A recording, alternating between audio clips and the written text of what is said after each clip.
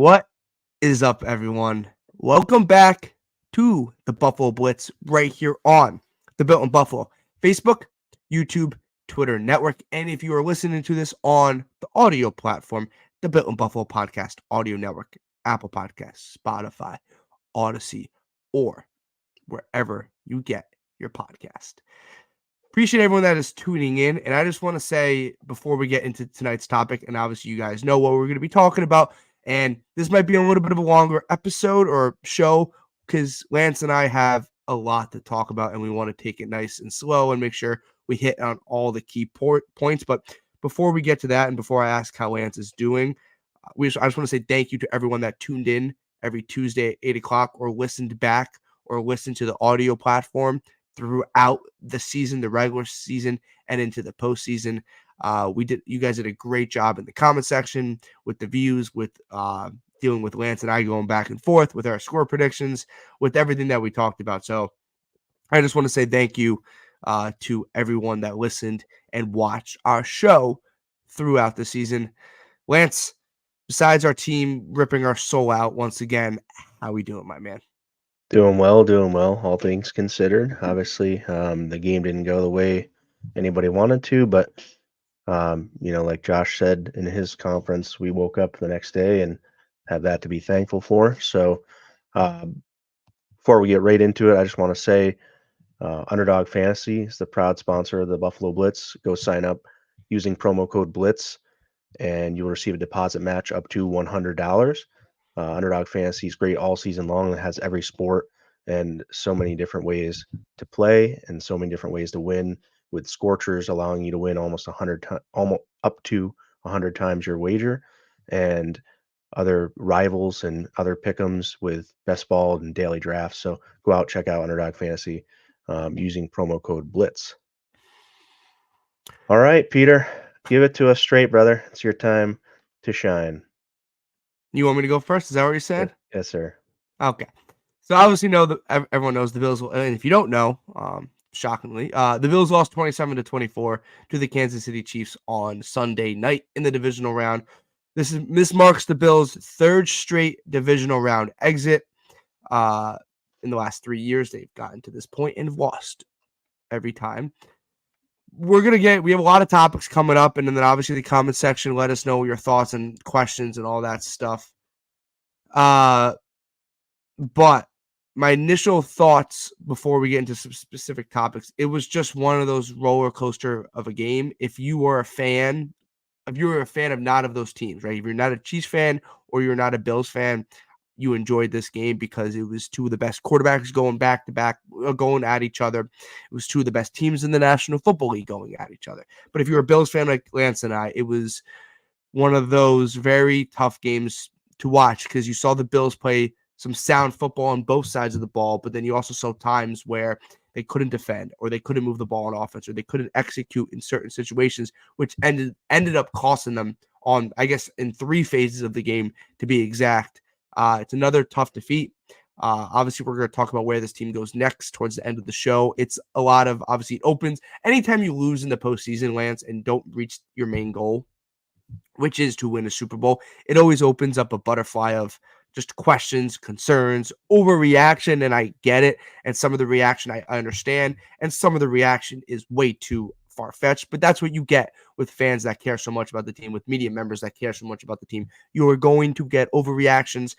You're going to get people that maybe reach a little bit on a pick or kind of a thought, and it takes some time. So everyone grieves in losses in their own way, and they all deal with it in their own way. But yeah, another season. I did this episode last year by myself, and I remember after the Bengals, and it was just one of those tough episodes to record.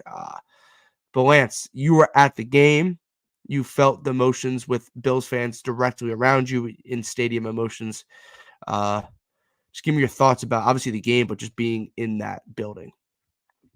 Yeah, first of all, before I get into all the recap stuff, just being there, it was a great day leading up to it.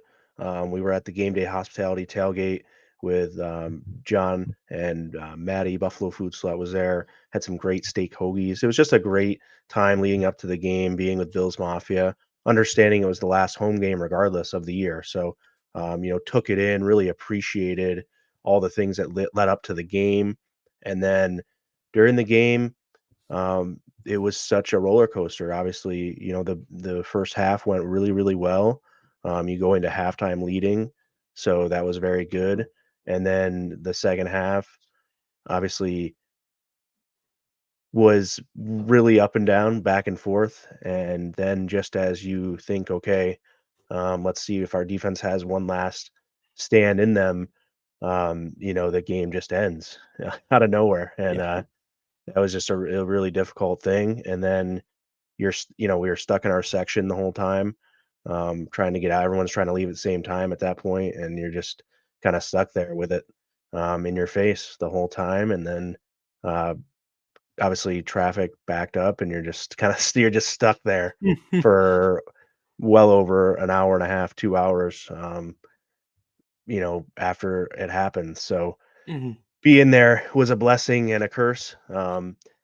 But definitely was just a bittersweet moment, just being Mhm. able to take it all in, being there with, so many of the Bills Mafia and the family that it is, and great. It was a great day overall, besides the outcome, like I said. Um, Getting into the recap of the game, I think that Josh Allen put his arm arrogance and his arm talent on the line, on display on Sunday. He had a very, very good throw that I think maybe only he can make, Yeah. to Khalil Shakir in the end zone, I believe third quarter there. Phenomenal touchdown. Um, it was kind of a death by a thousand cuts approach with 16 passes behind the line of scrimmage, I believe. And, ball control. The Bills ran 78 plays and controlled the time of possession. They Mhm. gained 368 yards on 78 plays. The Chiefs gained 361 yards on 47 plays. So that's a little bit eye-opening. I think the longest drive that the Chiefs had was under 5 minutes, and the Bills had almost every drive go, except for three, go 5 minutes plus. And then chunk plays. The Chiefs were able to get 10, 15 plus yard plays, and the Bills got four. And I think that really hindered the Bills' ability to win this game. And third down efficiency, I talked about it before the game. They were right at 50%, 7 of 14, and then 2 of 3 on fourth downs. But Kansas City was 1 of 5, five, five third downs all game. Um, that was just something that was incredible. Seemed like the Kansas City offensive line just dominated up Yeah. front against the Bills defensive line, and those were kind of the things that I took away, looking back, having seen the game, taking it in live, and looking back, just those things that we kind of talk about leading up to those games, just didn't necessarily happen for the Buffalo Bills, in this game. Yeah. Unlike last year, Lance, when I was doing this episode, and I basically kind of came to the conclusion when I was talking, basically, when you're recording a podcast by yourself, you're basically talking to your freaking self. But Yeah, when I was doing it, I came to the conclusion, a lot of people did, that we were never in the game against the Bengals, right? Like that game felt like we were never in it. This game was different, right? I thought the Bills came out with their approach that if I was in charge of the game plan, would have came out with, right? I thought we knew, Lance, when you and I talked about this, we most people thought it wasn't going to be in the 40s just because both teams knew how important each possession was, and both teams wanted to control the clock. The Bills went at it a totally different way. They wanted to absolutely dominate the time of possession and the amount of plays they ran, and they did. But it also caused their defense. But it's twofolds. If you want to dominate the possession, which is great, and I thought the Bills offense had a really good game plan outside of maybe not fully executing in the fourth quarter. Yeah, I thought it worked. Three quarters, I thought it worked, right? Like you're on pace for 30 plus. If you score one more touchdown, exactly where you kind of wanted to be, Lance. The problem is the defense through three quarters was giving up really quick touchdowns, really quick scores. They had two bend don't breaks early in the game when they gave up field goals, which is exactly what you want. but they gave up too many quick touchdowns. The Travis Kelce touchdown, he was wide open. They gave up a touchdown to Pacheco, right? Like you gave up too many quick touchdowns, and it just you knew it was coming down to the final possession, and it just felt like both teams, both offense and defense were not working in sync. But that's been a theme this year, right? One of the things we've talked about through the regular season and into the postseason is that we've had times see the offense has clicked, but then the defense has struggled. And then we have seen defense get out of the gate really fast in games and the offense struggle, right? Like we haven't, and there's been games they put it all together and they look amazing, right? Like Miami early in the year, right? Like the reason they won 11 games is because they put it together. But Lance, sometimes you are who you are, no matter if it's the regular season or the postseason. And we kind of found out that the Bills are who they are. They're a team that couldn't fully put together a full game of consistent football. Yep. And that's what ended up costing them in the end. Yeah. It's not being able to execute in the fourth quarter on offense when your defense was, but it's not also in the second quarter or the first quarter or more of the first half, I would say, when the offense was humming and you thought if defense can get a stop here, we can go up double digits. And the defense couldn't figure out a way to get a stop, right? Like Well, I it's think the first half, frustrating. you can't really say. I mean, it's 2 field goals and a touchdown, No. or 3 I total agree. possessions in the first half. So, yeah, I get that maybe if one of those field goals or the touchdown drive doesn't happen, it's a completely different game. I totally cannot deny that whatsoever.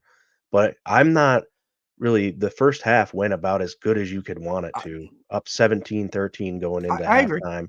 And so for me, I get it, definitely. I mean, it's not you can't deny that if one of those drives isn't a score, that the game's different. So I totally agree. I just think that I get what you're saying. you when you're going through a football game, it's all, you know, situational, right? So, okay, you play the first half, now you're in the situation of being up 4 going into a second half of a football game.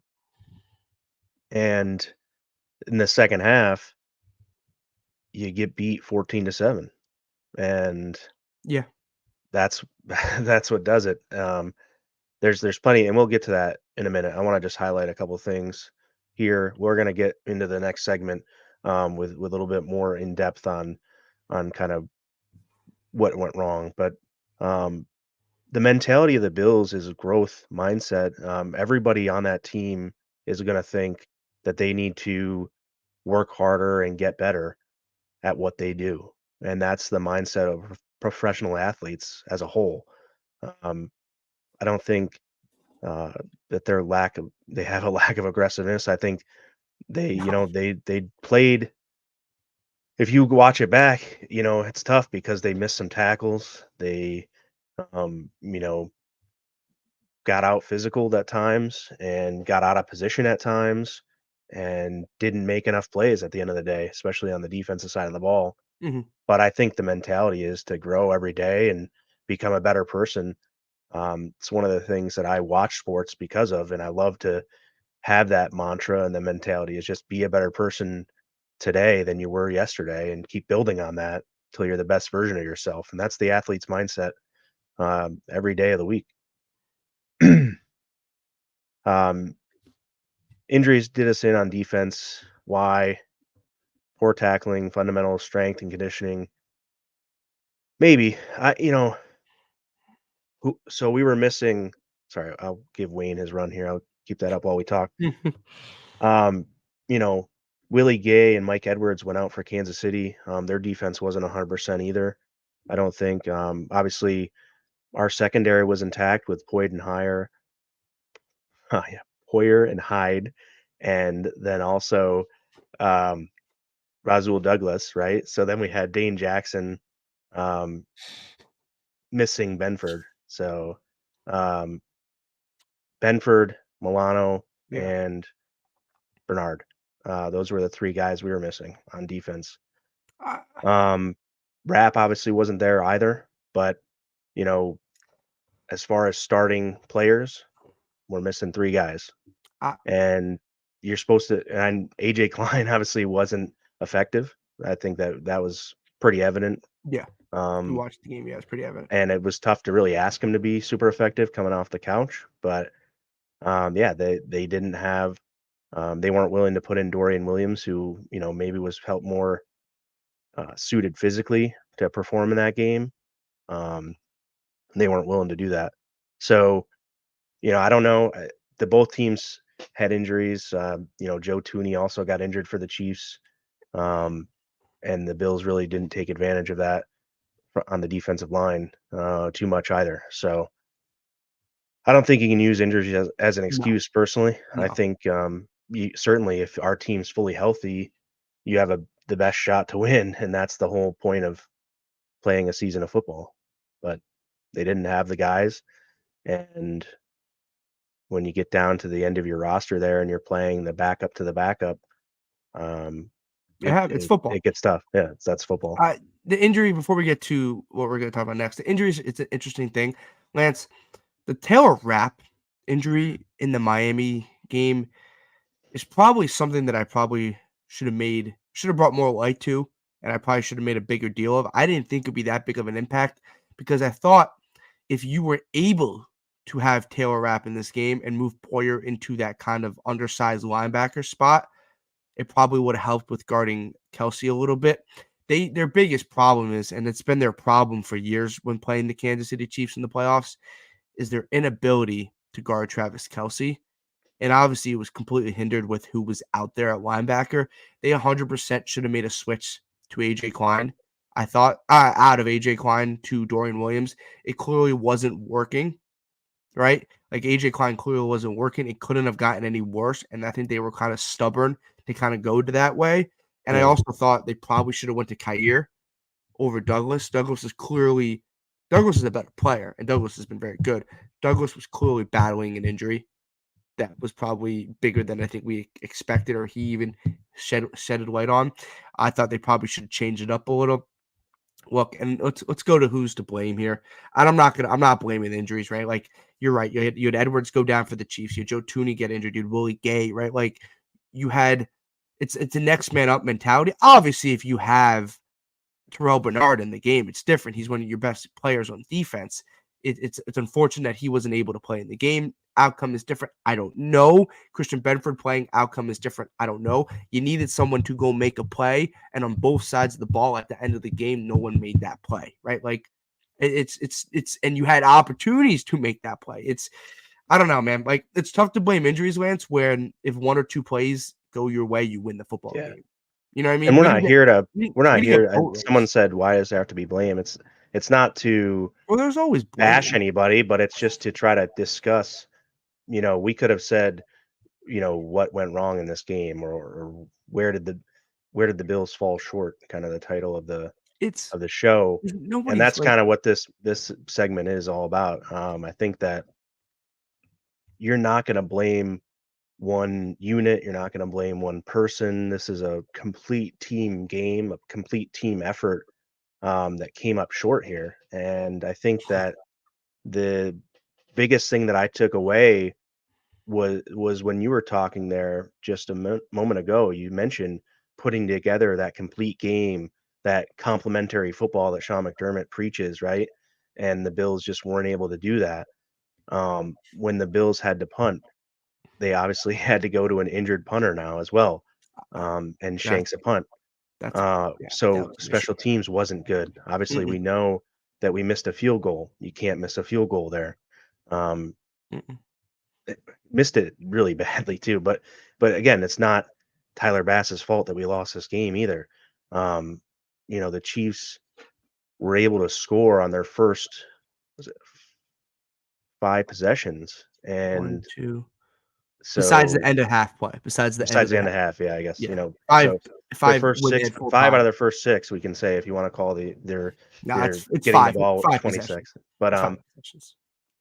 every time they had the ball and they went down and they put points on the board in 4.5 minutes or less, for the first 5 possessions. And then the sixth possession, they get a short field because we decide to be aggressive, which, someone said earlier about a lack of aggressiveness. There was a total aggressive mindset Uh, there. It just didn't Well, work. They didn't well, too execute it, much. and it was maybe a little bit overzealous of A little too much, yeah. a play, I think. So again, the decision making from the top down, the Yeah, execution from the top down, wasn't enough, but it wasn't terrible. It wasn't It wasn't like that it wasn't ever gonna work or anything. It was a great plan. It was a great idea for the most part on this game, but the execution fell flat when it mattered. And, going into the 4th quarter, you need a stop, and the Chiefs score to take the lead. Um, with or just right at the beginning of the 4th quarter, yeah. the Chiefs score. And then you're down 3 with the entire 4th quarter to play, basically. 3 possessions. And your first 2 possessions, you go 3 and out, basically, with You get the first possession going for it on 4th down in your own territory, because your punter isn't healthy and it's gonna be yeah, difficult to kick. And then you create a fumble, and you do nothing. You just do nothing with it. Um, and really the Chiefs score to go up 27-24. Josh Allen on 1st down runs for 8 yards on a, option play, read option. He keeps it and goes to the left for 8 yards. And then you get absolutely blown up for -3 yards on 2nd and 2. And I think that's one area where we can focus a little bit is the 2nd down efficiency, the 2nd down handoff. The amount of 2nd down running plays was just too frequent, too many, in my opinion. I think that, while I was watching the game, I said they've got to run a play action pass here at some point. I mean, I'm all for their game plan was to obviously run the clock and limit the possessions for the Chiefs. But at some point in the 3rd or the 4th quarter, and I'm going to say 4th because in the 3rd quarter, their only possession, they scored on a 15 play, 8.5 minute drive. So now you're into the 4th quarter here, and you've got 2nd and 2, and you end up having to run a fake punt on 4th and 5 from your own 30-yard line. Um, I just That's not good enough. And that the reason it's not good enough is because they were too predictable at that point. They ran James Cook into a wall at that point, everyone knows you're running the ball. It's no surprise. mhm, I just think that you have to call something different there. You have to yeah, call a better play, and or block. Osiris Torrance doesn't block Drew Tranquil, and he blows the play up. So that play specifically on 2nd and 2 from the 33 that led to obviously, George Karlaftis pass batted down at the line as he comes in unblocked because they felt like they had a double team Jones inside with Torrance and Morse, and that leaves Spencer Brown to block 2 guys. He blocked one, the other one came free and got his hand on the ball when Allen tried to pass it. So the one thing I wanted to get your opinion on, if you're going to go for it on 4th and 5 from your own 30-yard line, are you running a fake punt with Damar Hamlin getting a direct snap, or are you just trotting your offense back out there and hoping for the best? you're trotting your offense back out there, right? Like Hines said, it's 50-50, right? Like Sure. if DeMar Hamlin takes the 30 yards or whatever, right? He gets the first down, doesn't really matter. And that's not even the reason we lost. Like that, which is the funniest thing ever. Like Sure. at the time, I was like, "Oh, the game's over," because I thought Kansas City was going to score. Defense make the play. No, Lance, on 4th and 5, you were better off getting the offense back out there and doing a direct QB draw to Josh Allen. Right. That I'm not saying that's the play call there, but I that's the play you go to, right? And you made a good point on that. The second half, their inability and it's mainly the fourth quarter, inability to run the football became an issue. And I don't think Joe Brady picked up on that quick enough. Like, I don't think he made the adjustment where, like, if you and I are knowing they are running the ball on second down consistently, the Chiefs know that we are running the ball on second down. Steve Spagnuolo, who's one of the best DCs in the National Football League, who's won Super Bowls as a DC with the Kansas City Chiefs, knows we are running the football. And I thought, you have Josh Allen on 2nd and 2. Why not do an end around? Why not do one of those tunnel screens to Dalton Kincaid that I thought worked a couple times to Shakir, right? Like a simple throw instead of just handing it off to James Cook and letting him run into a wall, like you alluded to, Lance. We're on the topic of who's to blame for the loss, right? The special teams was an issue, right? Like, I think we know the DeMar Hamlin fake didn't work. Terrible play call. Tower Bass missing the field goal. Unfortunate, cannot happen. The fact that they had Sam Martin trot out there and punt, in my opinion, is a complete, I don't know where I'm going here, but is kind of almost a disgrace at this point, because you clearly knew he wasn't 100%. Like, Yeah. when you watched him in the game, man, like, he was struggling to get those punts, and he struggled to punt in that game. You had Matt Hawk back on this team or on the practice squad. You're telling me you couldn't have put Sam Martin on the freaking IR? Right. Like, that wasn't 100%. like Sam Martin is that good of a punter to not put him on IR? Like, I thought that was just terrible. Like, I thought, and Super I'm not. odd. I thought Brandon Beane's is a great general manager, but I thought that was a big issue. Yeah. I want to talk about this question because I want to talk about the defensive line, because the defensive line was not good. But I'll bring this. You brought this up, but Trey Williams is coming in. Hey, Lance and Pete, can we fire D-line coach Eric Washington? D-line remarkably healthy, no pressures. Ed Oliver, 0 pressures on 38 rushes, and Chiefs didn't double him often. I think this is a perfect conversation. I'm going to answer your first question really quickly. Eric Washington is not going anywhere. There's a strong chance Eric Washington might be a DC on this team if they go You're that never route. gonna find, sorry to jump in, but I just feel like I have to say this.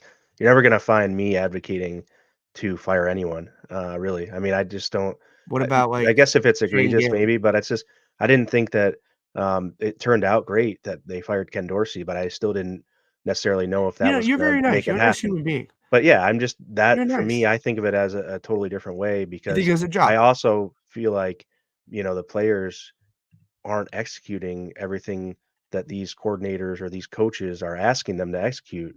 And he brings that up with his second point. Ed Oliver had one of his worst games of the Oh, he year, was a complete no-show.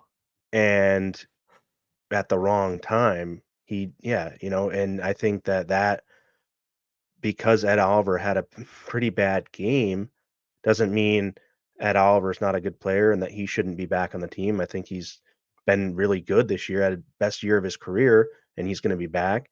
And I don't think that one game tells us that Eric Washington needs to be fired or anything either. I think it's unfortunate, and yeah, it hurts that the Bills did lose this game, but I think that defensive line is one of the issues that we brought up here and that we are talking about, that you have Leonard Floyd, Von Miller, Greg Rousseau, AJ Epinesa on the edge.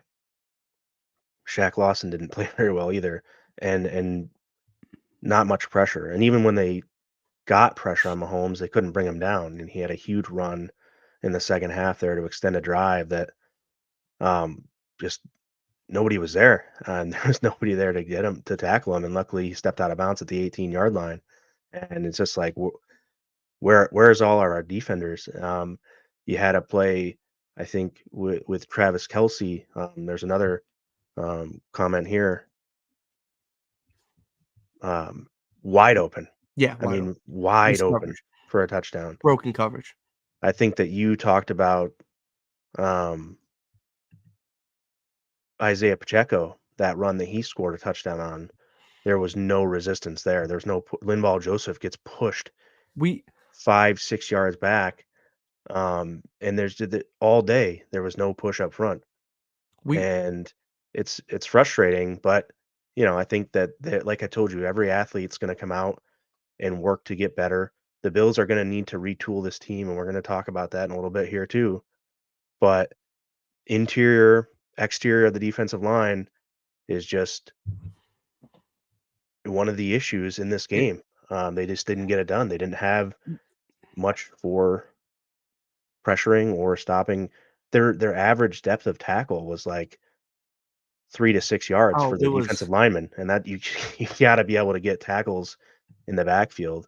And when your yeah. average depth of tackle when you're at Oliver is 6 yards behind, past the line of scrimmage, it's not great. I'm not advocating for Eric Washington to be fired. I'm not doing that, and I agree with you. But I'm not going to go on and beat on a drum here for him to be the defensive coordinator of this team if they go that route, because I don't think he fully deserves it at the moment. But doesn't mean I think he should be fired. There's a difference. Yeah. Lance, I don't think we need to keep everyone, and I don't think we need to run it back. I just said they need to make you never changes. run it back in the They're gonna National blow Football up. League. They're gonna That have doesn't to really because of exist. some of the salary implications they have going on. They're gonna have to make some changes. I think that maybe people aren't expecting, and I'm expecting to see something happen. I tweeted it out at Lance Nelson BIB on Twitter. I tweeted it out that there may need to be some blow ups here on this team this offseason. It's going to be very interesting. But the thing I don't understand is fans not trusting Brandon Beane to do his job because he's very good at being a general manager. And I think that, you know, I understand it's frustrating to just lose in the divisional round, but a lot better position than a lot of other people and a lot of other teams were this season. And I Yeah. just think that, let Brandon Beane work. He's very good at doing it. And I'm excited to see, what goes on throughout this offseason. We're obviously going to talk about a lot of our opinions on what we think can happen moving forward. Um, but yeah, I think just on the defensive side of the ball, that was a tough performance from the defensive line. Um, and Benjamin Shoop here, shout out to Built in Buffalo Zone, Ben Shoop. What do you think about Hyde? It seems like, based upon a letter his wife wrote um, today, that Hyde's probably going to retire. Yeah, can I answer the D-line question back for a second Absolutely. before we go? I know I like the question. I wanted to bring that up as well. The D-line, which has been a strength, I thought this year. I thought the D-line had a very good year, Lance. I thought it's one of the better defensive lines that Brandon Beane has brought together with draft picks, with free agent signings, all that kind of thing. Like I'm advocating for Daquan Jones to be back. I'm Right. advocating for either one of AJ Epinesa or Leonard Floyd to be back. One of them, because both of them is probably not realistically in the Bills' plans just financially. And I also want to think Leonard Floyd kind of fell apart the last 8 games of the year. And I don't think we saw the best Leonard Floyd that we saw earlier in the year. And that was very disappointing. You pay that guy to go get a sack in the playoff game, right? The D-line got bullied the whole game. The whole game. There was no pressure on Mahomes, like you said. They couldn't stop a run. Isaiah Pacheco averaged 6.5 yards per carry. When you want to control the clock on offense, you have to go stop the run on the defensive side of the ball, right? Like you have to. And they didn't. And they kind of let Mahomes kind of sit back there, right? And Lance, when you have a sort of banged up secondary, when you have a very banged up linebacking core, you need your D line to go Yeah. step up and make a play. And Yeah. that was the healthiest part of the defense, and they didn't make a play. And we have some very freaking good players on this defensive line. We were talking about fans advocating, and I love him, but advocating for Ed Oliver to be an all-pro. And I thought he had a great regular season. Man, you have to show up in this game. Like you have. Yeah. This is where you Win become a an all-pro. one-on-one matchup. You have to win a You have one-on-one to, like, matchup. Lance, Yeah. all good. You do it in week 11 of the regular season. And I get it. Those games were important because the Bills put themselves in a spot to have to go win 6 in a row or 5 in a row to make the playoffs. But you get to the playoffs, you get to the divisional round, and you're advocating for these guys to be Pro Bowlers and all pro guys. And I understand that. And people are posting Instagram stories, players are, and they're doing all this stuff thinking they should be. Then go make a play when it matters, man. Like, I think coaches deserve blame in this game as well. And I think Sean McDermott deserves blame as well. But it is not Sean McDermott's fault that the D-line that was making plays all year, that your two defensive tackles in Daquan Jones and Ed Oliver got bullied the whole night. That just cannot happen in a divisional round. Like, it just can't. Like, what did you say? The average depth of tackle was 6 yards in front of the For Ed line of Oliver, scrimmage. yeah. What the heck he's a defensive tackle? That means he's chasing guys. Ed Oliver should not be chasing guys. I'm not trying to just pick on Ed Oliver here. I'm really not. But I've tweeted videos of Ed Oliver. I've tweeted videos of me talking about Ed Oliver, how good of a year he has had, and how good that contract is. And I would still give him that contract. I'm not saying he shouldn't. The problem is teams that go on to the next round, that go on to a Super Bowl, have guys outside of their quarterback make plays. You have to go make a play. Von Miller made a play at the end of the first half. He didn't have a great game, but he made a play at the end of the first half. Instead of letting the Chiefs have whatever they started with, like 26 seconds left, I think it was, or 20 seconds, whatever it was, right in the 20s to end the half, where you think, oh God, they might go get a field goal here. Von Miller makes a nice shoestring tackle on Patrick Mahomes, and runs in the half. That's called making a play. Someone has to go make a play on the defensive line. Obviously, Poirier made a huge play, popping the ball out. I got the Bills the ball back. So that's a play. Right. But I can't hear that. During run plays, they got Greg bullied. Rousseau, Leonard Floyd, Daquan Jones, Linval Joseph, Shaq Lawson, Tim Settle, and AJ Epinesa all had 0 tackles on run plays. Can't happen. How does that? Cannot happen. 1, 2, 3, 4, 5, 6, 7 defensive linemen have 0 tackles on run plays. Lance, that's astonishing to me. I think that you're absolutely right. It's so frustrating, man. Well, Lance, that's execution. Christian Benford's not playing. Rousseau Douglas is injured. You have aging safeties. You have no linebackers in the middle of the field. You this just, and this is why Eric Washington is getting a little bit of heat this week, because that's where the blame always goes to the coaches. Is it fair? No, but it's how the National Football League has worked for the last 40 years, right? And it's when you and I talking about it, it's not going to change anything. And I don't think he deserves the full blame, but I think he deserves a little bit of the blame because he's the coach that puts those guys in that position. But the defensive line had to go make a play. And I'm not talking about go making a splash play. I'm talking about not getting 6.5 yards per carry to Isaiah Pacheco and getting absolutely pushed around. That just can't happen. Let's see, anything? Hyde. Thoughts on Hyde potentially retiring? I'm going to make this quick for my point, and I'll ask you, Lance. You kind of already mentioned, but look, I don't know if Hyde retires, but I think I tweeted this on Sunday night late, a video of Hyde walking back to the locker room. That was probably the last time we've seen Micah Hyde in a Buffalo Bills uniform, and the reality is that's very unfortunate, right? Like, I don't think Micah Hyde is playing his best football that he has played in his career, but this is a guy that helped the Bills get out of the drought era. One of the first handful of acquisitions that this regime made, and he was one of the core guys that kind of made this defense stable and created a winning culture and created a culture that wasn't losing anymore. And he was a great guy to watch. And I'm going to miss Micah Hyde back there. But if you're thinking on football terms, Micah Hyde probably shouldn't be a Buffalo Bill next year, realistically. But like my emotional side of it, right? Watching Micah Hyde play for the last 6+ years, it's sad. It's a sad reality, but that's, I guess, part of the game. Yeah. Daniel Adams coming in saying, I think this has to be said. Bill's got to practice tackling during practice way more. In-season injuries are caused by bad tackling. When watching the Bills, they look like bad tacklers. I think there's something to that. What I saw, way too many guys got injured this year standing around watching the play, and somebody else torpedoes in and crushes their leg or something. It's not funny, but it's how you say it. It's true. I mean, I'm with you, man. There's guys just standing around piles, or in Matt Milano's case, he just went in. He just torpedoed like an himself absolute into it.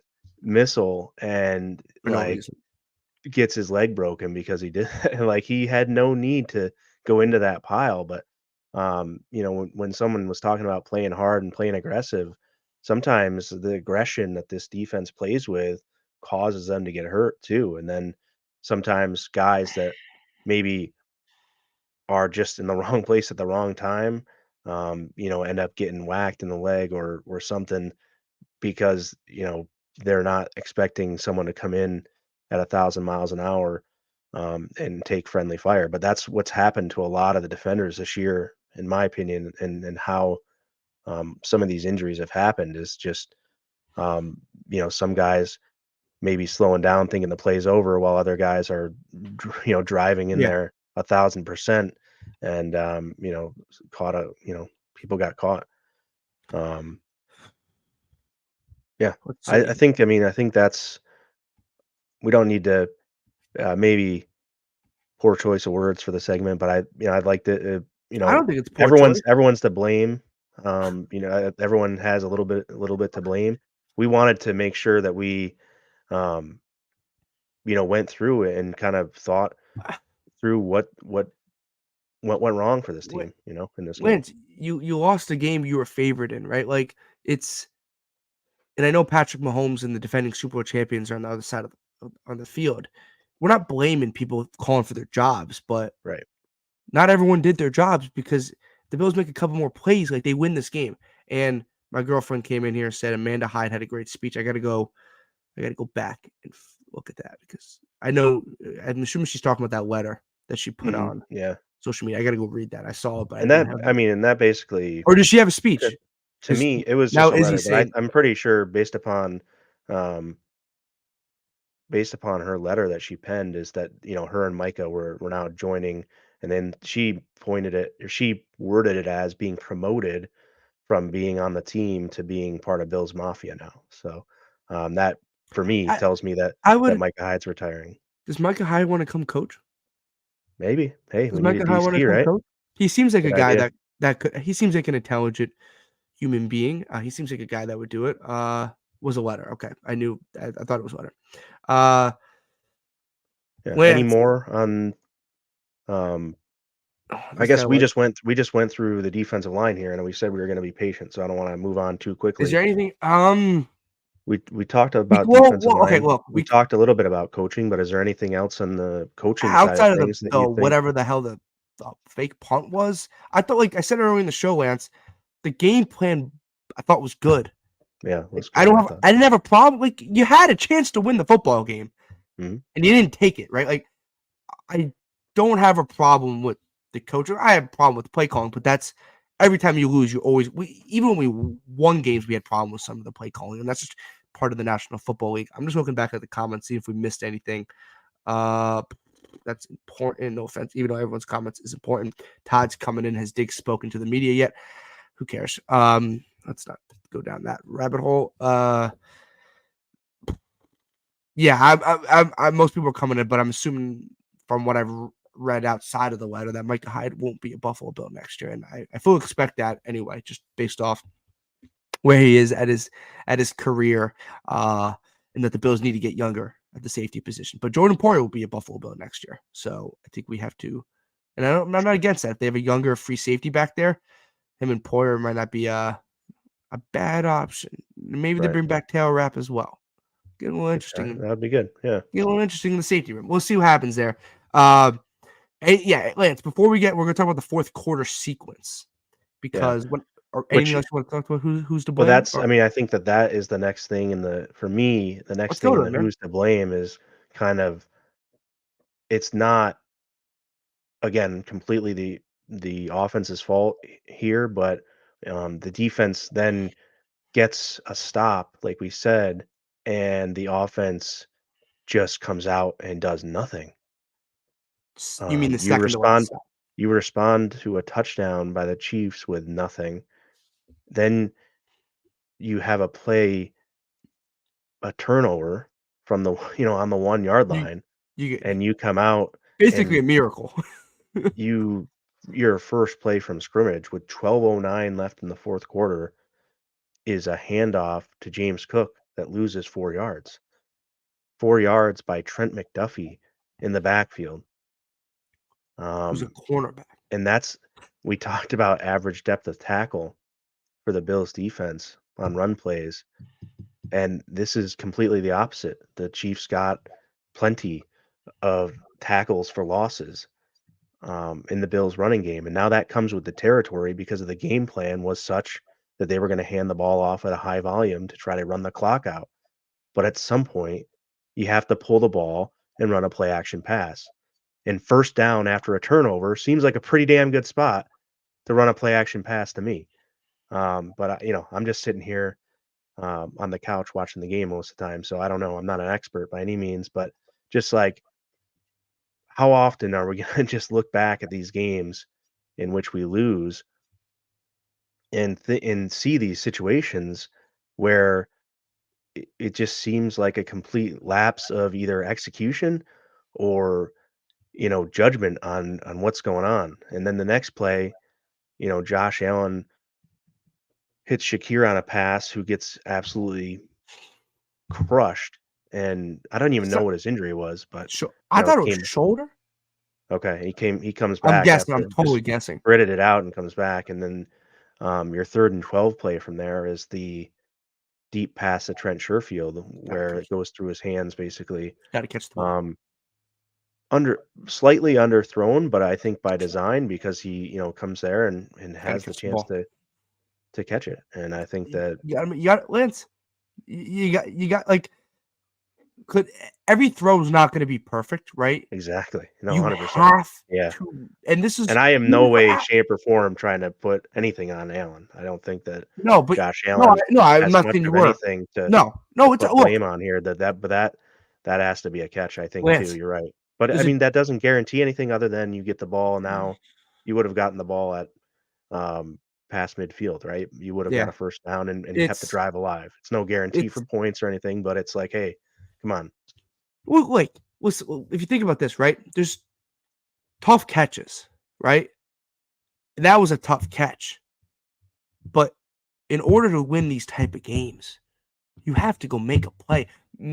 Valdez Scantling, who's had drop issues all year, who's been hated by Chiefs fans all year, made a great kind of over the shoulder catch on Teron Johnson earlier in the game, right? A great catch. Mahomes put it in a good spot. Valdez Scantling makes a great catch. He goes, makes a play. You have to make plays in these types of games. It in these divisional That rounds or these, Valdez Scantling catch was just Mahomes putting an absolute dime on a guy and him making the catch. And but yeah, like, we didn't have a guy do that. but And Valdez the Scantling Chiefs has have dropped ball. Valdez, But yeah, Lance, he's dropped balls all year. all year. He dropped We had balls Valdez all Scantling just year, coming and he up out of nowhere, and we have high money all guys on year. our team just not able to do the same. You have to put guys in place. Guys that are on the field have to make plays. It's a team game. You have to make plays when it matters the most. These games, and we have seen in years past, come down to the slightest things. The divisional round, the AFC Championship games, the Super Bowl, the playoff games, whatever. Playoff games come down to really slight things. And in the fourth quarter, we have a Trent Sherfield ball that needs to be caught. We have a couple design plays that were terrible. You come out, like you said, and you run the ball right after forcing a miraculous, I'm going to call it. Poirier made a great play. That's an Mhm. absolute miracle that you did not go down 10 right there. It's an absolute miracle. I wrote it basically Right. down in pen and paper there that we were going down 10 at that moment in the game, and it was going to be an absolute hill to climb to win this game. Poirier makes a great play. We were lucky that ball flies out into the end zone and not directly to the out of bounds. So, but you did nothing with it. You come out like you said, and you make a great play with James Cook. Or no, you design a play to James Cook, and Trent McDuffie, the cornerback, blows it up for a 4-yard loss. Like that can't happen. Trent Sherfield doesn't make a play. Tough catch, still got to make a play. And then Lance, you punt the ball back, right? Short punt, you punt the ball back. The short Mhm. punt, what was it? 39 yards. Once again, bringing up why Sam Martin probably should have not been punting in that game. Yep. He Then, only punt twice in the game. what was his net You yards? maybe would have punted 3 times. You may have elected to punt if If you have a if we healthy didn't fake punter, it, but he got a 40-yard punt to the Kansas City 20 from the Bills 40. So, okay. Not great. Not great. And then you have the second punt there where it's just complete shank, 39 yards to the Kansas City 43. But Lance, Then the right? defense bows and Let's stop. We get the stop. you get a penalty to extend their drive, which is like, oh man, Oh, here we okay. go. Let's And then wait. We gotta talk about that penalty, man. yeah. Dorian Did you Williams go back throws and his watch that shoulder play? into Rashee Rice as he's running across the field. That's not a penalty. The rule is, and they said it about 700 freaking times on the broadcast, you can hit him within that yard frame, right? If 5 the yards. quarterback still has the ball. Okay, let's freeze frame it. Let's go back. Quarterback had the ball. Dorian Williams hits him. Not a penalty. But let's call it, and let's talk about it for 10 minutes, and then still call it a penalty after you get the call wrong. I don't know. That drove me nuts, and I was like, oh, here we go again. Right. So then first down, Von Miller pressures You get a stop. Mahomes and gets him to throw it away. Von Miller, nice. There's a play. All right. There's one guy, stepping up, making a play. Bad pass. I think there was an incompletion of Valdez-Scantling. I don't remember exactly the It was details a short on pass to the left. It was like a but screen pass, kind of. just didn't work out. Mhm. And then again, great coverage, and Dorian Williams is flying around. brings down Mahomes and ends the drive. They should have went to Dorian Williams a little sooner in that game, right? Like I 100%. thought Dorian Williams doesn't have at the moment the football IQ that I think AJ Klein does, right? Just because AJ Klein has 10 plus years in the National Football League and Dorian Williams is a rookie. But Dorian Williams is way more athletic at this point, way faster, and can go make a play on a quarterback or a receiver or a tight end. I don't think AJ Klein can. And I think you kind of take that risk of him maybe being out of position, but can go make that play. And he did. He made that play to get the Bills the ball back, pressured kind of Mahomes and made him scramble for basically a yard, which didn't matter. Bills get the ball back, and here we go. Yeah. Here we go. Straight out of the gate, right? It's the shot to Diggs. And and once again, Lance, we are talking about our receivers not making a play. And I love Stephon Diggs, and I think he is great. And I think he will be on the team next year. So if someone texts me one more time, and you know who you are, you're not listening. But if you text me one more time that Stephon Diggs is not on this team next year, and you don't know what you're talking about. But Stephon Diggs will be on this team next year. He has to make that catch, though. Lance? Yep. Let me you're going to pull it up? Well, let's do it. I don't want to pull it up. Man, you got to make me relive that. I've seen it like 700 times. But it's just like I've had some texts from people, some of my friends that clearly have no football IQ. No offense to them, but Stephon Diggs isn't going anywhere. Right. But Lance, he has to make that catch. He does. You're trying to find the video, aren't you? No, I've got it. I was just watching it and wondering if we should bring it up. Yeah, just bring it up, man. You already brought it up, so we're bringing it up. We're bringing it up, I guess. Just here's a play action on first down, exactly what I'm talking about, and you got a shot at it. Definitely not a bad throw, and just I don't know.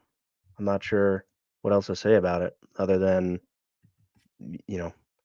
that that doesn't guarantee anything with that catch. I mean, the offense could have still sputtered out there, and you could still be mad about execution, but based upon where he caught that ball, if he doesn't score, they're dang near in the red zone, and they had a really good game with red zone execution with Josh Allen's legs and stuff like that. Yeah, exactly. Red zone 3 out of 4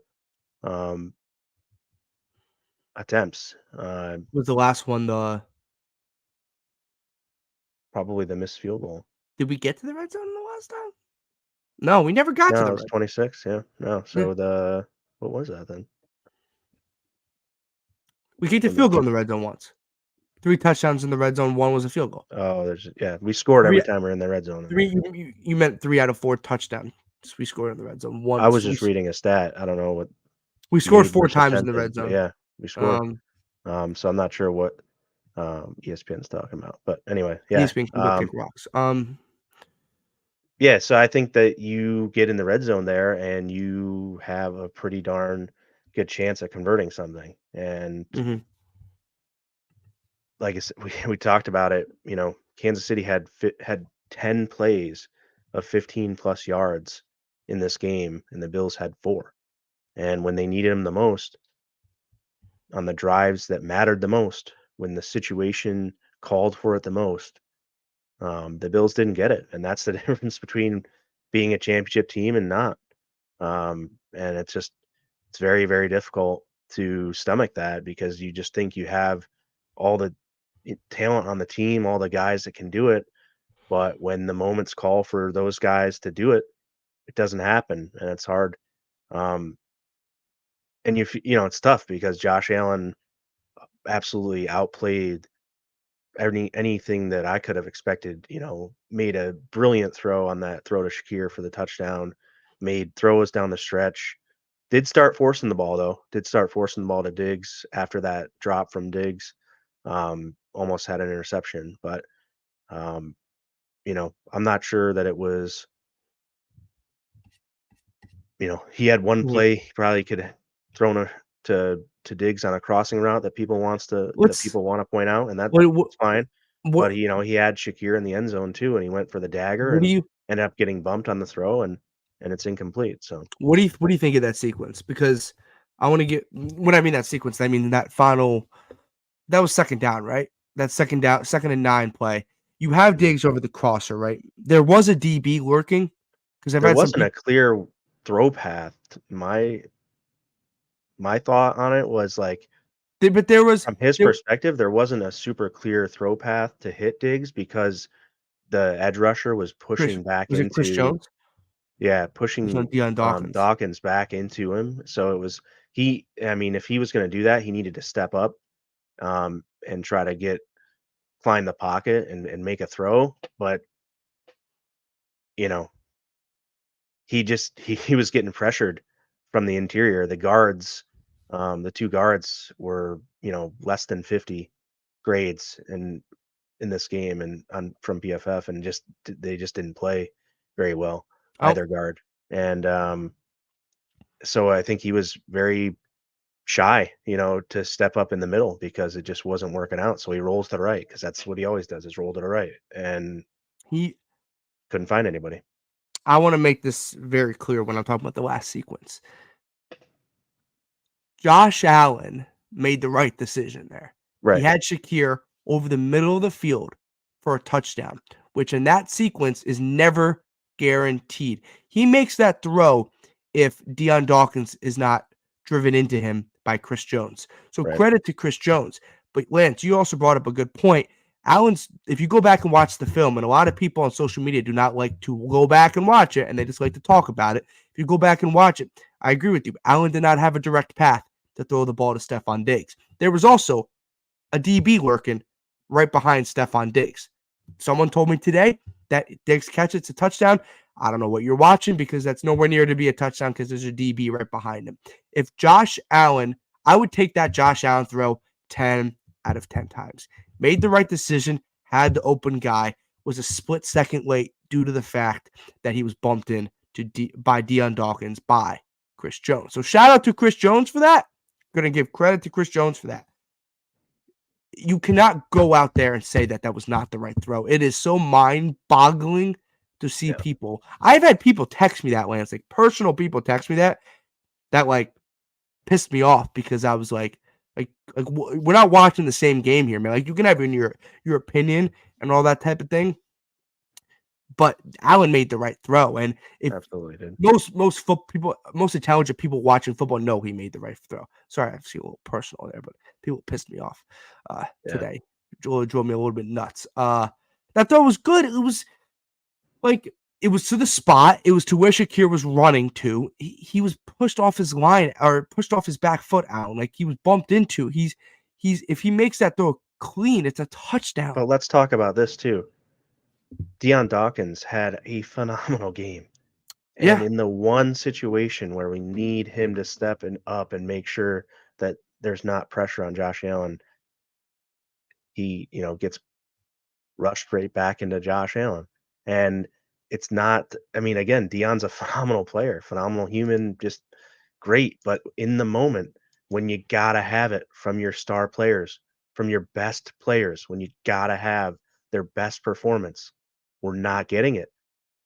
We're not getting it. Not getting it from Diggs. Didn't get it from Dawkins on that play. And nobody's perfect. Totally understand that.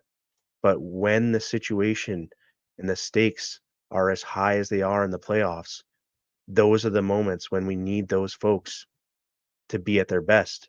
And it doesn't happen time after time. And that's the problem with this team. It just seems to be every game we lose, it's because in a key moment, there's one piece or another that doesn't do what was needed to make those plays. It's gotta happen. And in order to win a championship, that's what you need to have happen. And the Bills aren't getting that. Well, And haven't got that this year. Well, Lance, we talked about that with the defensive line, right? Like, go make a play when it matters. Go make a stop. Go stop the run. You have to go. You have to go make a play. Sherfield dropping the ball. That's not making a play, right? Diggs dropping the ball. That's not making a play. Obviously, Tower Bass missing a field goal. I That's not think making. Wayne's not listening to us. We're talking about people making plays, and he's talking about coaching. Sorry, Wayne. That just angers me because it's not what I'm saying at all. I It's a think full. outside of the special teams, I said this in the chat earlier. Outside of the special teams coordinator, all of the coaching staff I expect to be back. Unless And they I have get no poached. problem with it, unless Unless they get promotions or Bobby whatever else Bannock. we have to. Yeah, absolutely could be. But I'm not looking to fire anyone And also, on we the got to see staff. what they do with Joe Brady if they We'll bring see him back. where they decide to go and all Yeah. that, right? Yeah. See, what decisions they make. Mm-hmm. But I'm not on the fire McDermott train. I think Sean I'm not McDermott's either. a fine head coach. I think the game plan that they went with this week was really good. The decision on fourth down was gutsy. It It was pretty didn't work, bad. so we're all gonna say it's bad. Yeah. His explanation was element of surprise. I can give him that. It didn't work out. Obviously, if when things don't work out, that's your fault, Hindsight's and 50-50. you get you get crapped on a little bit. But I don't think that there's a coaching problem in Buffalo. I think that again, what we were just talking about when you made that comment was literally that our best players in crunch times are not making plays that You are have to make a needed to win play. a football game. You got to make a One-on-one play. matchups, make a catch, make a throw, make a Or block, and make a they're just kick. not happening. Make a kick, and Like, it's just we're not getting it. I'm not blaming Tower Bass. You got to make the kick. I'm not blaming D.R. Dawkins, who had a great game, but it comes down to, I said this earlier in the show, and you agreed. I think you said it as well. It comes down in these playoff games to the smallest and slightest thing.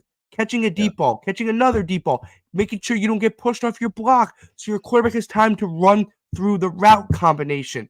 We talked Allen about in didn't. the Miami game when Hardy made the punt return. The guy That's gets making a hurt. play. The guy gets hurt, and so it allows him to break that seam. If that guy doesn't rip his knee up in in that spot, then he's probably there to fit the hole and make a play on Hardy, and that play could have been totally different. And it's Season. unfortunate, but like that's how fine this game is. One mistake, and one player out of position on any play, just can ruin the entire play, and sometimes that results in um, disaster, whether it's turnovers or just simply missing a touchdown or missing a big play, and it just seemingly happens over and over again. I will say though, to even get to that fourth quarter sequence, let's talk about this a little bit. That the Bills will not, the Bills would not die all season long. They were 6-6. They came back and rose above it. And in this game, they showed a little bit of that resiliency too. When they had to have it, down 3, balls on the 1-yard line, they force a turnover to give themselves another chance. Mm-hmm. Season on the line, and they've made play after play.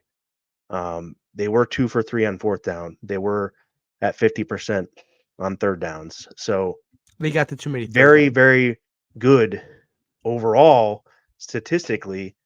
But when the situations called for them to do things to win the game. It didn't happen. And it goes for catches, throws, blocks, kicks, tackles, beating a guy one-on-one to make a play on defense, and just all of those things failed to happen, and kind of culminated the Bills season of kind of the issue with this team. Yeah. I lost my train of thought there. But where the heck? I lost my complete train of thought. But yeah, you got to make plays, right? Like that's probably the moral of the story here. You got to make plays, and they did, and they kept themselves in the game. Oh, I was going with this. If you go look at the stats, and you just look at the stats, you don't look at the score, you don't watch the game. The Bills won the game. The Bills basically dominated in every facet of the game, but like you and I just hinted at, basically maybe 50 times, when the game is on the line or when it's in the fourth quarter, every player has to do their job, and we didn't see that collectively, right? Defensively, at times, special teams, we didn't see it. Offensively, with receivers dropping the ball, Deion Dawkins getting pushed off his block, even though he had a great game. Like, you have to go make a play. I don't know. I don't know what to tell you. You got to make a kick. You got to make a play. This was I knew, and since it was already in there, I had to bring it up. Talking about it. We don't even have to talk. Well, we'll go with it. Okay. People were asking about it in the comments, so let's talk about it. I don't believe the Bills should move on from Sean McDermott. I just don't. I get it that the drive is there for the fans to want this team to win a championship, and it just hasn't happened. And 13 seconds was McDermott's first time in that situation as a head coach, and he's learned from it. He's proven to us, based upon situations since then, that he's learned from it.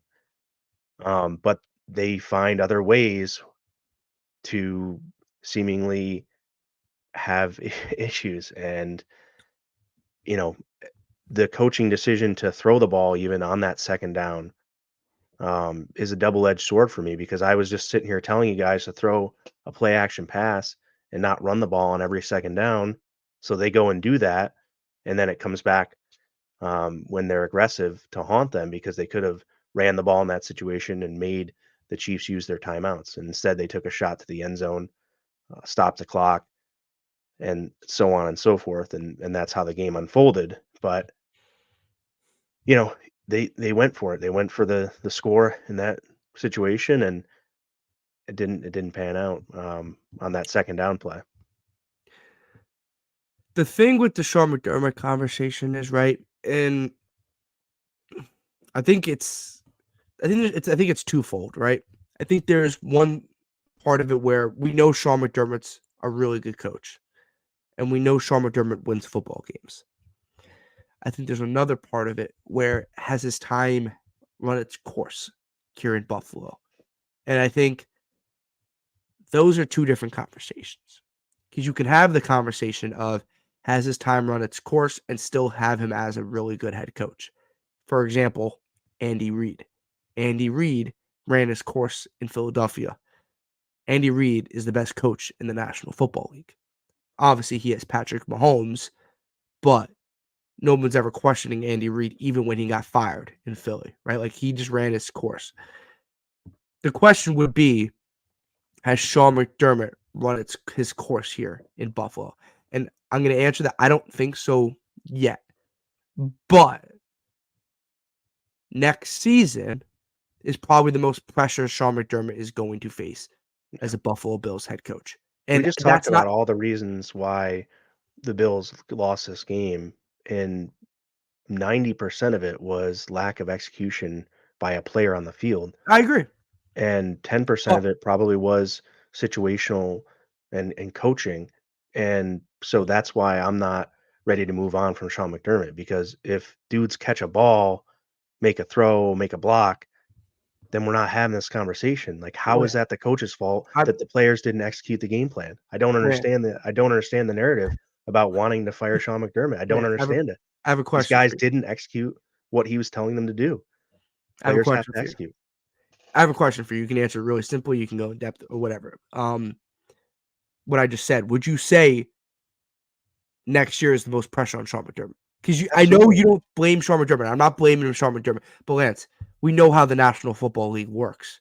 It's a results business. If you're Yeah, not winning, I mean, the guy, the guy Phillies is coach, winning. But Phillies let's coach say, for won a Super example, Bowl and then had a bad season and then got canned the next year. but So it's let's but, definitely understandable. but let's say, And the for Bills, example, you lose in the playoffs next year, right? Divisional round, for example. Put the division again. Like, you got to take a eventually, hard look at it. You got to take a very hard look because at it. eventually you come to the conclusion what I just said, that Sean McDermott is a really good coach, but it's run its course. But how are they losing? That's what I want to know. Like, how, I don't think that's he's run his kind of course the yet at Buffalo Bills. conversation we had. I think you can win a Super Bowl with Sean McDermott being the head coach of the Buffalo Bills. Yeah. It doesn't mean that, like, if someone wants to make the argument that saying Sean McDermott's not a good coach, he should be fired, yada yada yada, that's a bad conversation. Right. But I would listen to someone, and I think this is a fair conversation, if you say he has run his course in Buffalo. I think that's a fair conversation. I don't think he has, but if someone wants to give me that point of view, I think that is kind of different. It's also your receiver makes a play, yada, yada, yada, which you and I talked about for the last 10, 15 minutes. You got to make plays.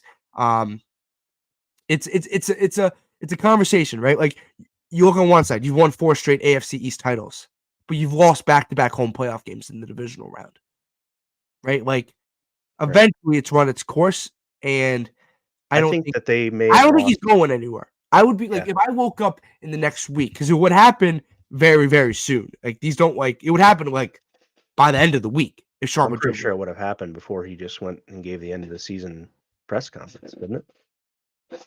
You're right. Yeah. Okay. It probably would have. I forgot about that.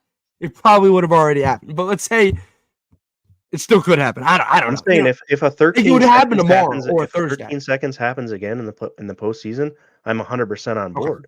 It's just that's not why they're losing. But It's not why. They're losing because the players aren't executing what they need to do on the field. They're dropping balls in crucial moments. They're not blocking. They're not beating their man one-on-one on defense. They're not tackling. They're just It's not a coaching thing as to why they're losing these games, and that's what I don't understand, where people think Sean McDermott could have done anything different mhm. or better in this game to get a different result. He can't make the players make the plays, and the You know players I'm on didn't your make the side here, right? plays. That's 100%, right? Well, I mean, I just think there's a lot of people in the comments that aren't on my side, and I'm okay with that. I'm not gonna convince everybody, but I just want it to be known that, like, what do you expect from a coach? Mhm. He can't do the things that the players need to do. The players have to do those things, and the players aren't doing those things. I And think so for me, I can't get to, well, let's get the coach out of here because maybe for another coach, the players will catch a ball next time. I don't think so. I don't think that's right. I mean, I and think that also look, I think Brandon Beane's great, and I love Brandon Beane, but I also think he's missed on a couple things, right? Like, Sean McDermott doesn't create the roster.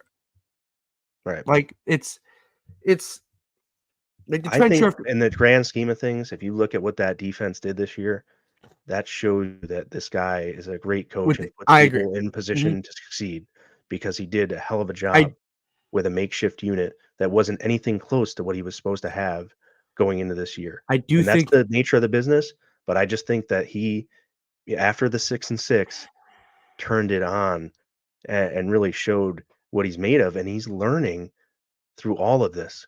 He's not he's starting to become more of a tenured head coach for sure. Um, and these situations are starting to become more and more familiar to him as he's had more success, but it's not, you know, 13 seconds was like, hey, that was his first big moment and he failed. He plain out failed. And the Bengals game last year, that sucked. I was there. I had to sit through it, you know, with my uncle who got me into this whole thing, and just, it wasn't fun. Wasn't fun at all. And then yesterday, you have a shot to tie the game with under 2 minutes left, and you miss a kick. And I just, for me, it's like, all right, yeah, like I don't get it. yesterday. Look, yesterday is not yesterday. Sunday is not the Sunday, yeah, game to Sunday. use as a fire Sean McDermott game. Yeah. That's probably one of the worst games you want to use because the game plan was correct. The Bills had a chance to win the game. They were leading at halftime. They were leading heading into the fourth quarter. Could you pin some of it on the fact that the defense wasn't great and Sean McDermott has struggled in playoff games as a defensive head coach? 100%. I think that is an issue, and I think that needs to be corrected. You also had some key injuries, which is also an issue. No excuses there. But you also had a chance to win the game. You held the Chiefs to 27 points, which is not a lot.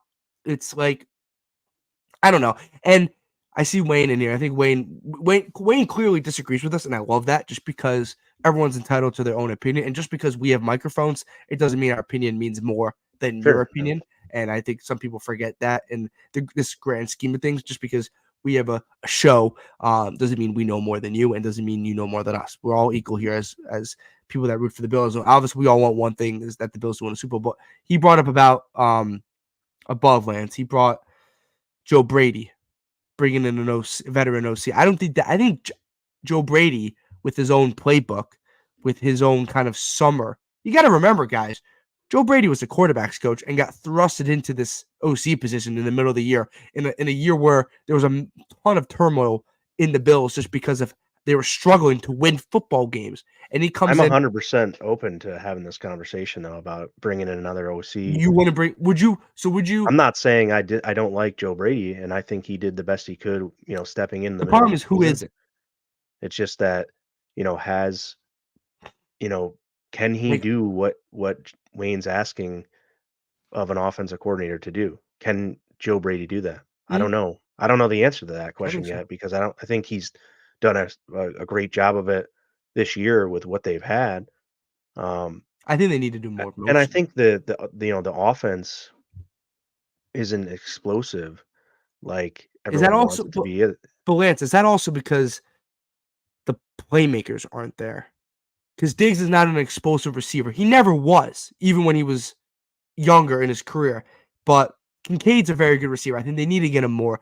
But you had the inconsistencies with Gabe Davis. Shakir emerged towards the end of the year, who I think is going to be a really good receiver in this National Football League. But Lance, you don't have that explosive, over-the-top kind of guy. I think they thought Sherfield was, and I think Trent Sherfield has been a huge disappointment. Deontay Hardy hasn't been really a factor outside of a couple plays. In Pittsburgh, he made a huge play. Obviously, in the special teams against Miami, made a huge play. Like, Gabe Davis has been very bad, very up and down this year. Bad's not the right term. Up and down. Like, Lance, I think, and I've tweeted this, I think next year, if you go into the draft season with, you have Diggs, you have Shakir, you have Kincaid and Knox, and you go bring in a veteran guy, and you go draft a guy early in day one or day two, that's what you kind of need. You kind of need an over-the-top kind of guy that can kind of take the top off the defense. I think, or a big receiver. This is a good comment, Trey, and I'm not dogging anybody. I just think that, okay, well, the Bengals actually had all of their horses, and you're talking about apples and oranges here. You're talking about a second team linebacking core with a really banged up secondary, and a third string corner in. Rasul Douglas isn't healthy. Lance, before you and keep I going just there, think it's not apples to apples. Lance, I want to ask everybody in the comment section. Like I said, every opinion matters. I'm not saying you're wrong. I'm not saying you're right. Right? Like, look, we have not reached the goal we have wanted to with this year and in the years past. If you don't think Sean McDermott should be back as the Buffalo Bills head coach, tell me realistic options to replace. I want names, because it's the same thing when when people do for the NBA All-Star game or the MLB All-Star game or the Pro Bowl, right? This guy shouldn't be in it. Well, then give me people that should be in it, right? Or this guy should be in it.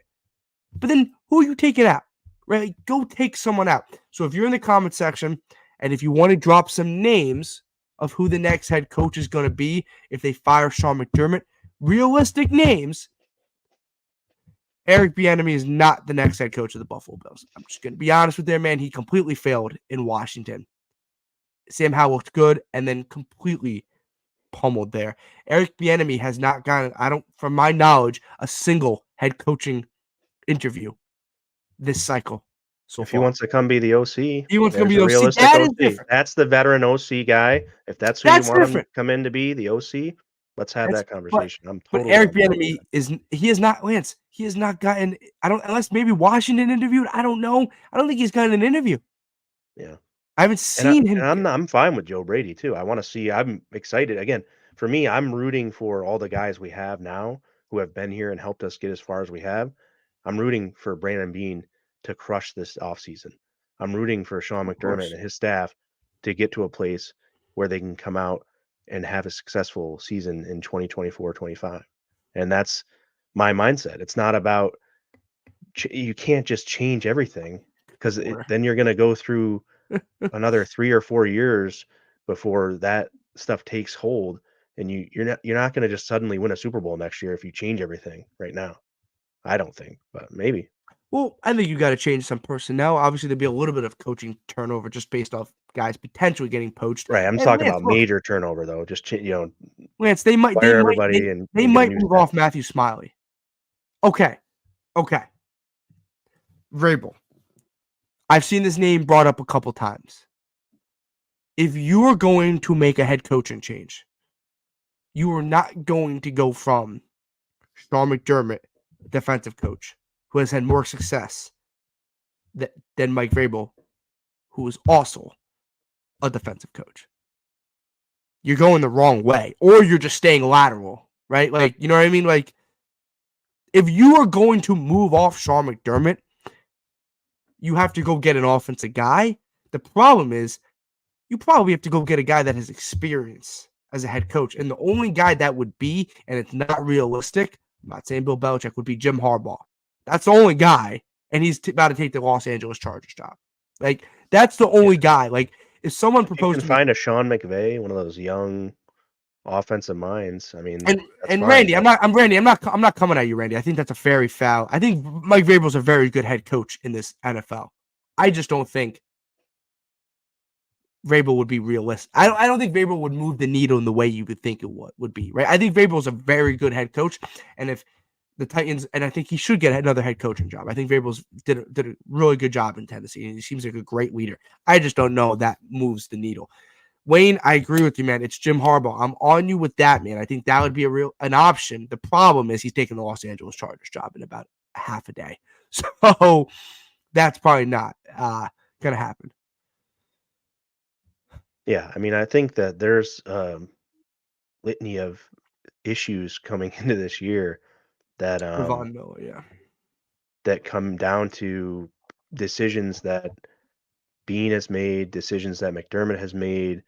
It's just like if we're going to talk about why the Bills haven't won, though, I have to hold.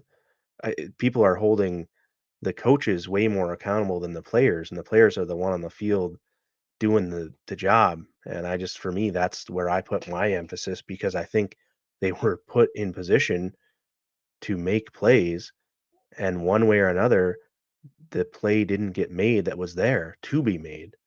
We just pointed out a bunch of them over this show about where people had opportunities and didn't make those opportunities into big plays that they could have. Very little pressure on Patrick Mahomes, and when they got the pressure there, they couldn't really tackle him when he runs for 25 yards or whatever it was. So lots of stuff. JP's coming in, Bill Belichick, right? Like I said, realistic, because Bill Belichick's not going to be the next Buffalo Bills head coach. It's not going to happen. It's also like, look, and I don't think that's true either. I don't think Bill would win. He's not like he had Josh McDaniels, who was a terrible head coach, but was a great offensive coordinator. And Bill Belichick would also want to come in and he's a defensive guy too. So he wants to play same style. But he would also come in and be. And Bill Belichick's a better head coach than Sean McDermott. I think that's a fair assessment, obviously. But I think he would come in and want to have a little more power, and that's not going to happen. But Lance, if you're getting rid of Brandon Beane and Sean McDermott at that point, if tomorrow morning Sean McVay left the Rams, right? If he just left the Rams, if he was done being the national head coach, I would fire Sean McDermott for Sean McVay. Because I think you would go win a Super Bowl and you'd probably be the Super Bowl favorite if you had Sean McVay as your head coach, right? If Kyle Shanahan, who's currently in the NFC Championship, was all of a sudden, I want to go coach for the Bills, right? Like I'm in la la land right now. That happened. He's the next coach of the Buffalo Bills. If Andy Reid said that, he's the next coach of the Buffalo Bills. Outside of that, not Mike Tomlin, because you're not going anywhere with that. It's the same thing. I guess John Harbaugh, I would probably take in Baltimore over Sean McDermott.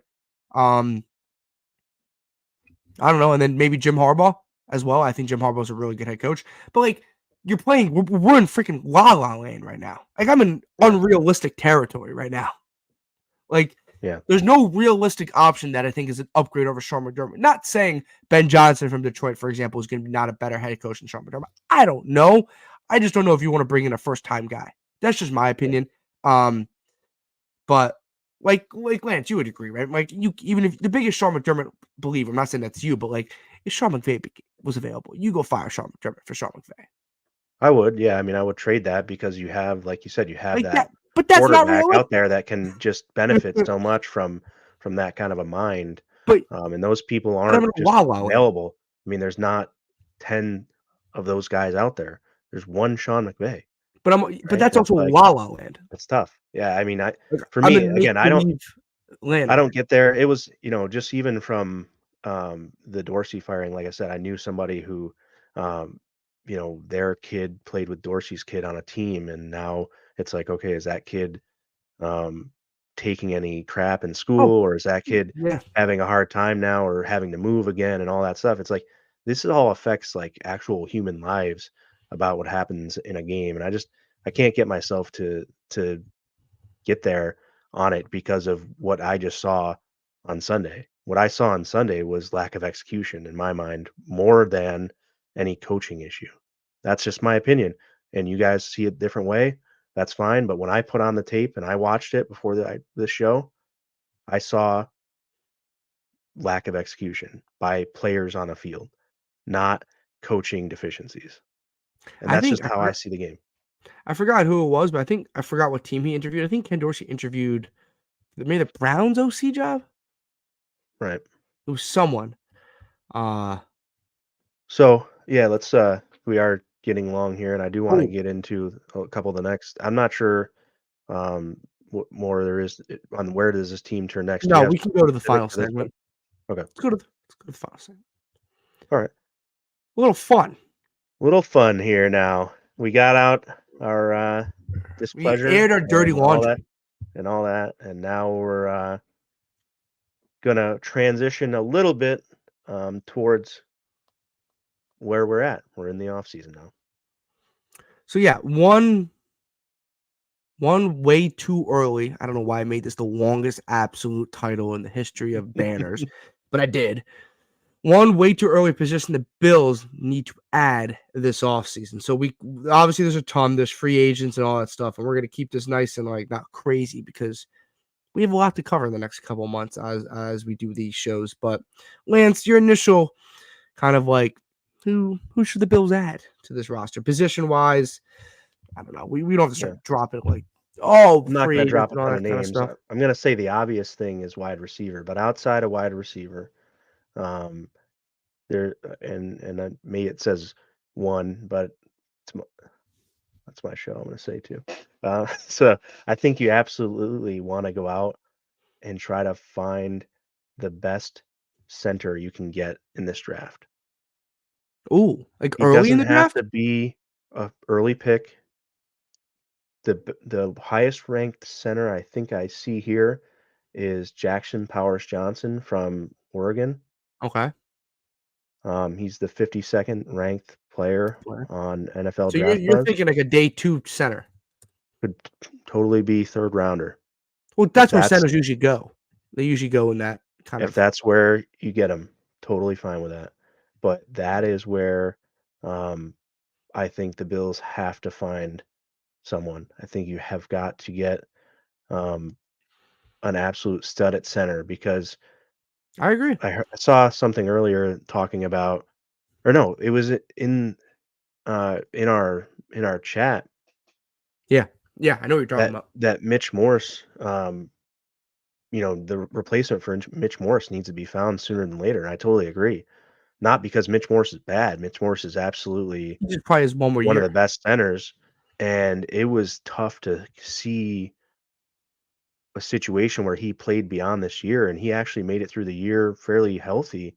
The offensive line this year, obviously, it's been well noted, Knock all on played wood. together for so many snaps, and that was just incredible. But um, you can't bank on that every year. And obviously, Mitch Morris has got maybe one good year left in him, and he's going to give it a go. But you got to then transition that knowledge and that presence over to a young guy. And Bates is good as well, but he's no longer really young.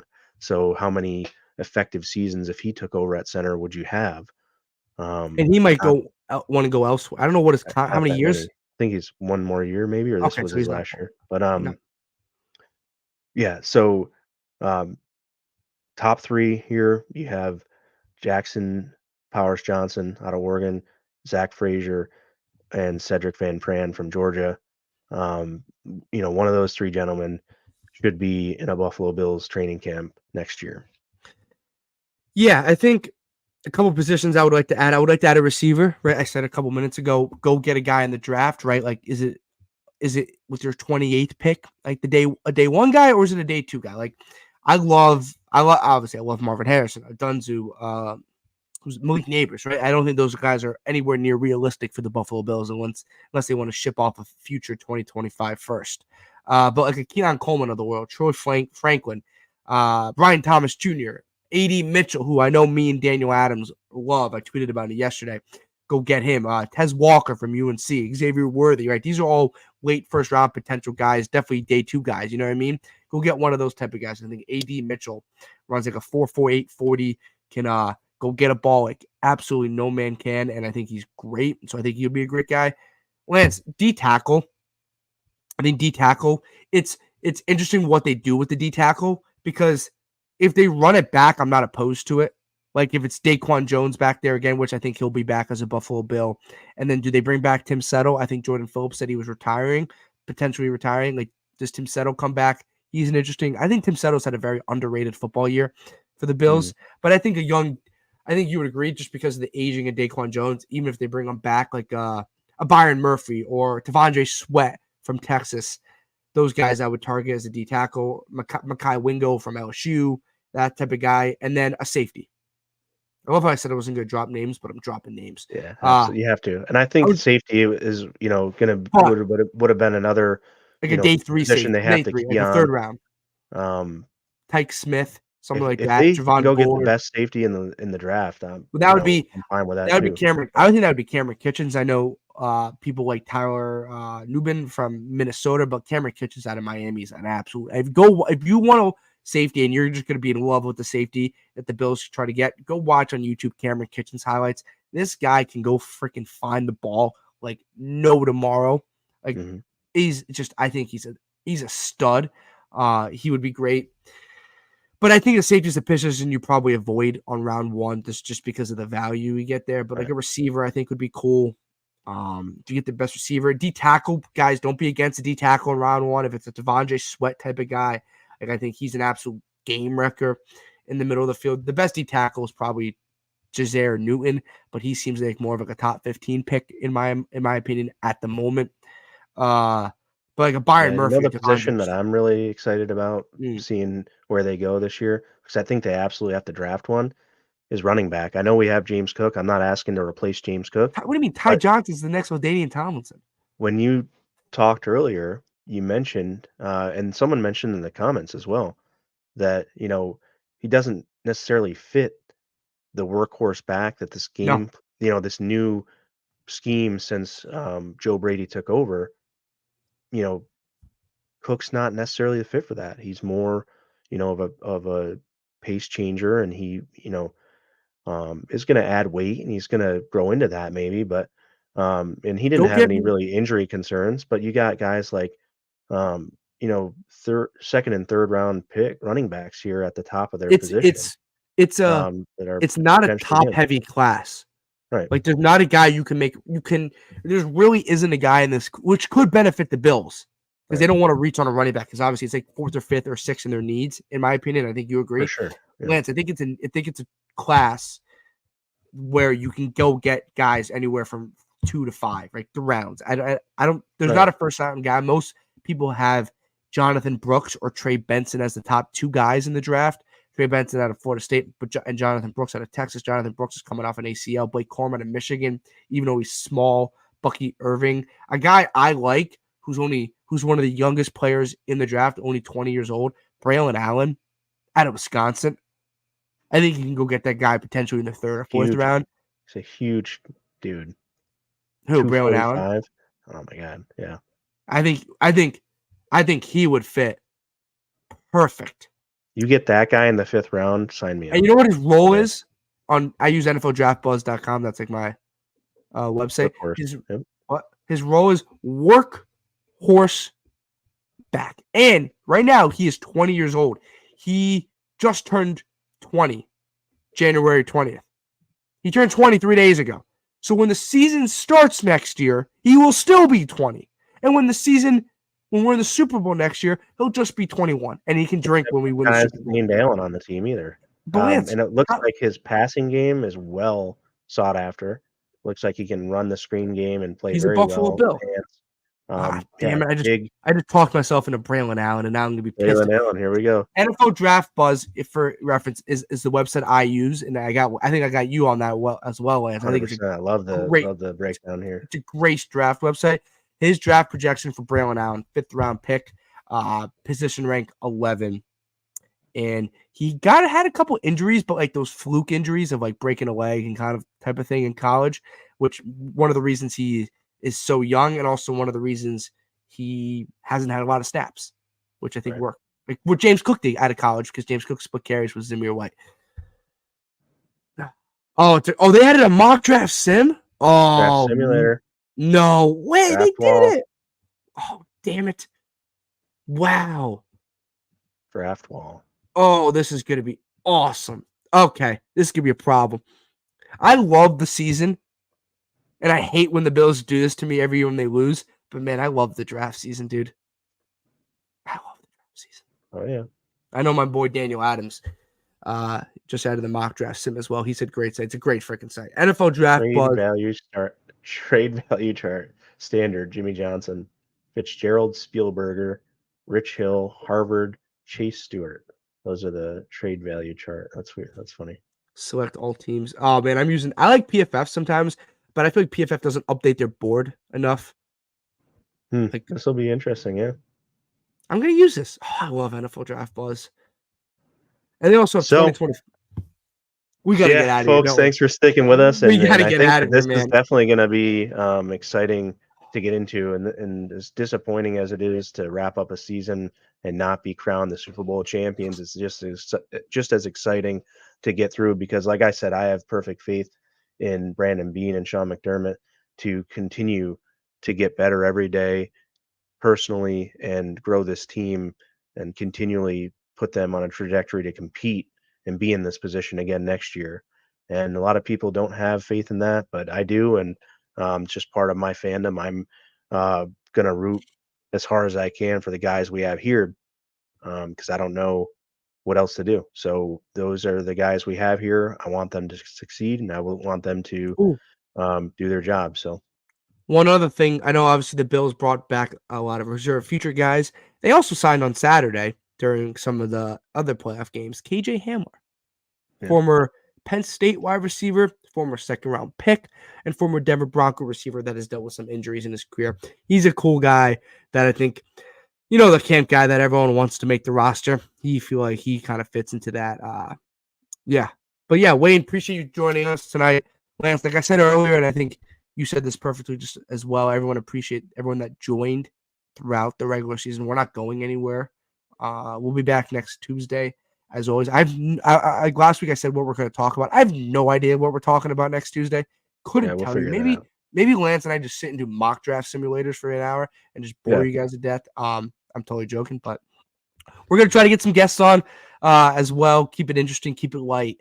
Yeah, working on some cool stuff in the background, so stay tuned, not just for the Buffalo Blitz, but for everything that is built in Buffalo. Mm-hmm.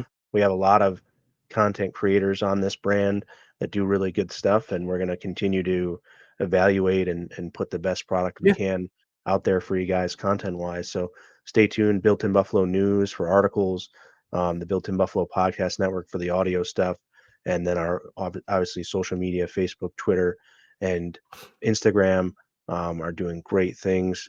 And head on over if you haven't yet to the YouTube channel. That's been growing a bit lately as well. So I'd love to have you guys go over there and hit the subscribe button on the YouTube channel there for Built in Buffalo. Yeah, and as always, we are sponsored by Underdog Fantasy. Just because the Bills are no longer in the playoffs and you want to go sit in your room and cry, which is a fair thing to do, you guys can get on Underdog Fantasy. Best time of the year, AFC, NFC championships, and then obviously into the Super Bowl. Make sure you guys use promo code Blitz for a 100% deposit match up to $100, starting at 10 up to 100. It's a great website. Football, NBA, NHL, baseball season's literally just around the corner, about a month or two away.